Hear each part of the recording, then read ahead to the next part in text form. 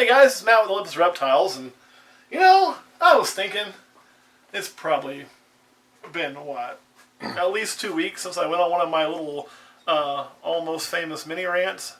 So today's a day. Today's a day I'm gonna get to bitch about something. So that's what I'm gonna do. Kurt's like going, oh God, why? But I'm gonna do it. And here is what it is. And I'm gonna have to, here's what I'm gonna use for an example. I'm gonna use this. Okay. Woo! This is a Candino I bought from Tallgrass Reptiles. It's beautiful.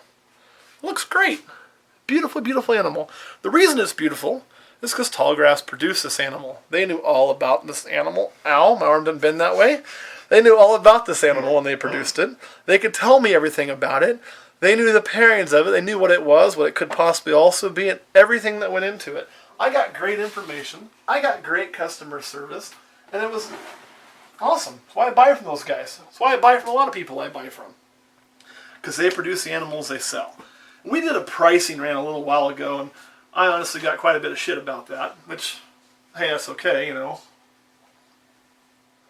don't care. I knew I was going to when I filmed it. And everybody's like, oh, you just sound like you're upset because you can't get more. Really? That ain't the case. As most of you know, I low on stock. But one of the reasons why I tell people to price their animals with the market to some extent, there's always some fluctuation, and to watch the market and price within it. There's obviously if you're priced, I'm going to pick on lessers again. If a lesser's $90 and you're pricing it for $250, you're not going to sell your lesser. If you're pricing it at $30, you are going to sell it. You're going to probably sell it really quick.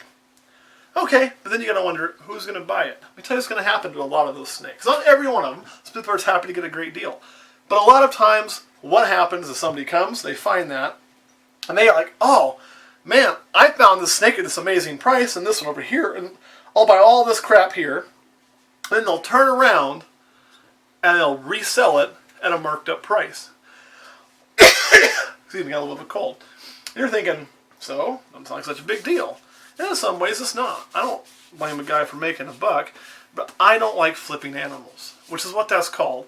It happens so frequently they call them flippers. Flippers have made a place for themselves in our hobby, in our culture. I know some people that do it. I'm not going to bust them out by name, but I do. Here's the problem with that.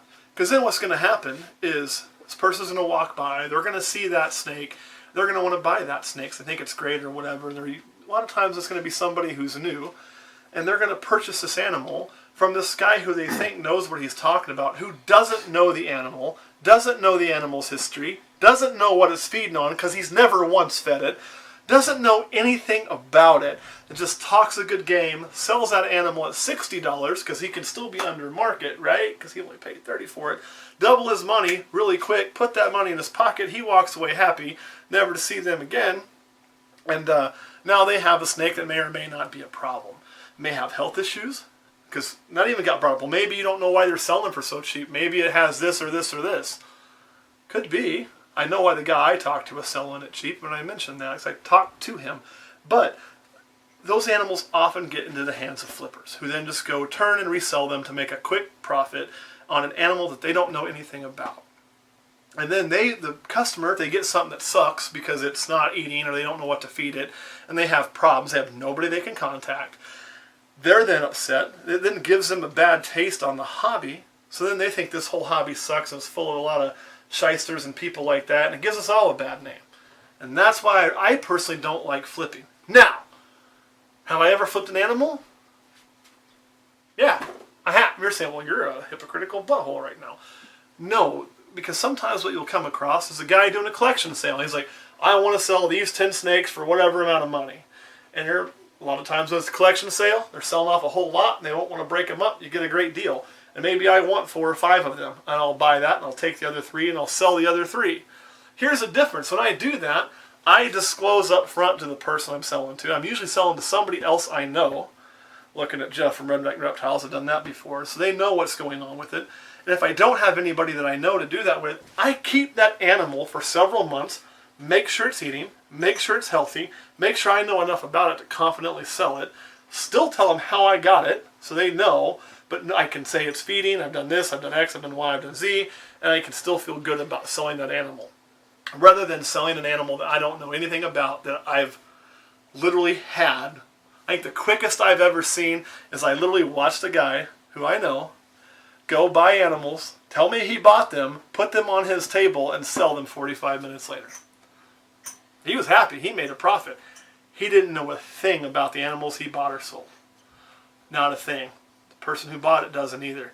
And they can't get that info. Because now they think, well, I'll just contact him. Well, they contact him 3 weeks later and say, hey, I can't get this animal to eat. What were you feeding it? Oh, never fed it.